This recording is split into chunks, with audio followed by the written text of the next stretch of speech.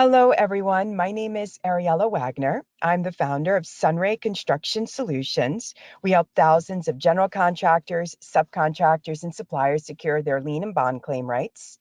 Today, we have a webinar on a contractor's, subcontractors, and suppliers step-by-step guide to getting paid. So without further ado, I'd like to introduce our attorney here, Jacob A Kahn.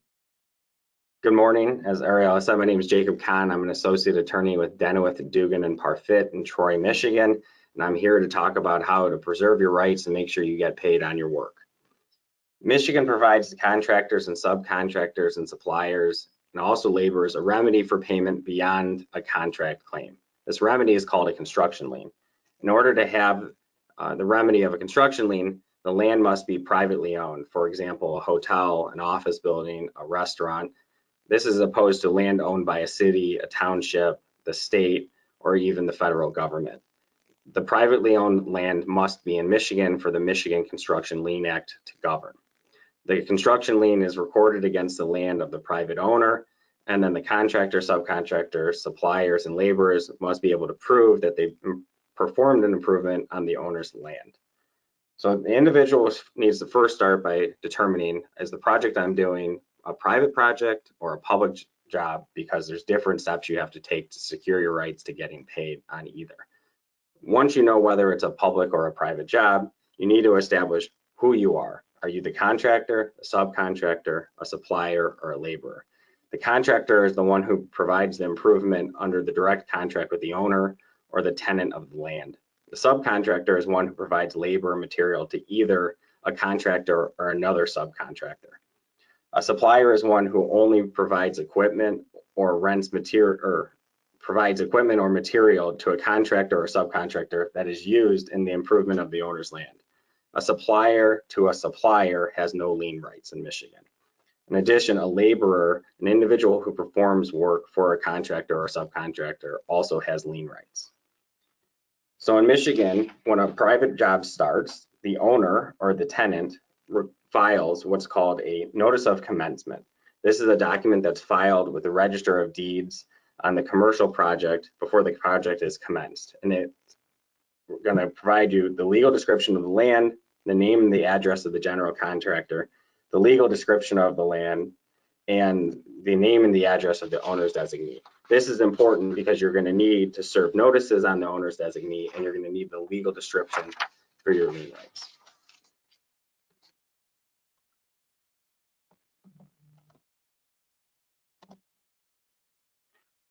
I want to take a step back and just talk about contracts for a second. I think it's important that all subcontractors, contractors, laborers, suppliers, I need to emphasize the importance of a written contract. You need a written contract to enforce your rights, to govern the terms, the scope of work, the price of your work, what happens if there's a change in the work, what happens if the party you're contracted with doesn't perform and you have a default issue, and the contract will govern any dispute between you and the other contracting party. Important dates for the lien rights. Let's start with the important dates. 20 days after a subcontractor, supplier, or laborer first provides its labor or material, they have to serve the notice of furnishing on the owner's designee that would be listed in the Notice of Commencement. After the subcontractor, supplier, or laborer performs its work, if it has not been paid, it needs to record a lien within the last 90 days of its work. 15 days after recording the claim of lien in the county where the job is situated, it has to serve a copy of the recorded lien on the owner's designee. And then you have 1 year from that recording of the claim of lien to file a suit to enforce and foreclose on the property. If you are a subcontractor or supplier, there are 5 steps you need to take to secure your lien rights. You have to serve a notice of furnishing within 20 days after the first labor or material was provided on the job, and you have to serve this on the owner's designee by certified mail or personal delivery. You're going to want to keep a copy, and you're going to prepare a proof of service of the notice of furnishing. This is a document that will be signed under notary stating that you did in fact serve a copy of the Notice of Furnishing within 20 days after your first day of labor or material, and you served it on the owner's designee. If you're not paid within 90 days of your last work, you need to record a claim of lien in the county where the property is located. The last 90 days of work has to be an actual improvement on the property. This last day of work cannot be warranty work. This is very important because if you didn't make a real improvement on the 90th day or from when you record the lien would not be enforceable. And then once you record your lien, you have 15 days from the recording to serve it on the owner's designee. Once again, you're going to prepare a proof of service of your claim of lien, and you're going to keep a copy of this proof of service because if you have to file a lawsuit to enforce your lien, you're going to attach it to the lawsuit. In all cases, a lien foreclosure lawsuit must be filed within 1 year from the date of the claim of lien was reported. If you're the contractor, there's less steps required. You are not required to file the Notice of Furnishing and serve it on the owner's designee. For a contractor, all you would have to do is record a claim of lien where the property is located within 90 days of the last labor or material. Once again, this cannot be warranty work. And you have to provide a sworn statement to the owner. You will then serve a copy of the claim of lien on the owner's designee within 15 days from the date of the recording by certified mail or personal delivery. Once again, you're going to prepare a proof of service of your claim of lien. You're going to keep it and you're going to attach it to a lawsuit if a lawsuit is necessary. The same 1 year statute of limitation is required to enforce your lien right for a contractor.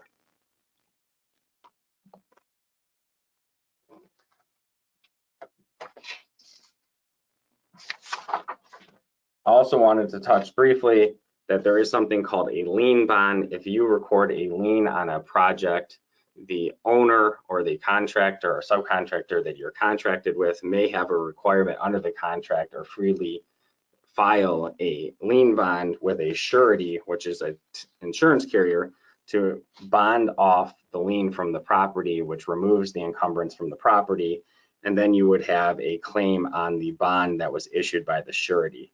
This is done by filing the document with the circuit court clerk and where the project is located.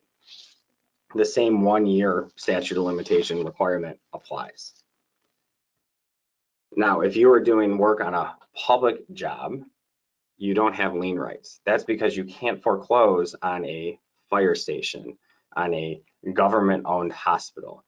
So instead, on a public job that is exceeding $50,000, the general contractor has to get what's called a payment bond. So on all public jobs, the contractor, which is referred to as the principal, along with its bonding company, which is called a surety, will deliver a payment bond to the government body. This protects the government body from any claims for non-payment. If you are performing a job on a public construction job that exceeds $50,000, there is no preliminary notice required if a subcontractor or supplier has a direct contract with the contractor that provided the payment bond. Subcontractor suppliers that do not have a contract with the contractor must provide 2 preliminary written notices by certified mail with the postage prepaid. The first, a written notice must be sent to the contractor within 30 days from the date on which the claimant first performed its labor or first furnished the materials for which they claim payment. The notice must state the nature of the materials or labors being furnished and to be provided and identifying the party contracting for such labor and material and the site for the performance of such work or the delivery of such material. The second notice requirement would be a written notice sent to the contractor and the government body within 90 days from the furnishing of the last day of labor or materials, stating the amount claimed and the party to whom the materials were furnished and the work was performed. In all cases, just as you do in a lien claim, a suit on a payment bond must be initiated within 1 year after final payment from the government body to the contractor. You have a 1 year requirement to initiate lawsuit once again. On federal construction projects exceeding $100,000, meaning a federal project where either the United States or a federal department is the contracting party, there is no preliminary notice required for a subcontractor or supplier that has a direct contract with the contractor that provided, who issued the payment bond. But Subcontractors and suppliers that do not have a contract with the contractor must provide one preliminary notice to the contractor within 90 days after the last day of work or material. The written notice must be served by any means that will assure actual receipt and must establish actual receipt. Once again, this has the same 1-year claim on a payment bond as you do on the public jobs.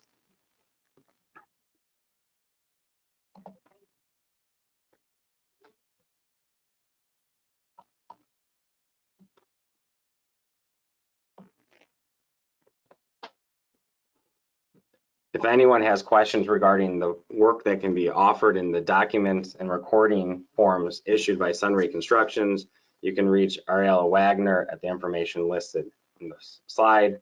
Any questions regarding Michigan construction liens and the enforcement of those liens, my information is listed below.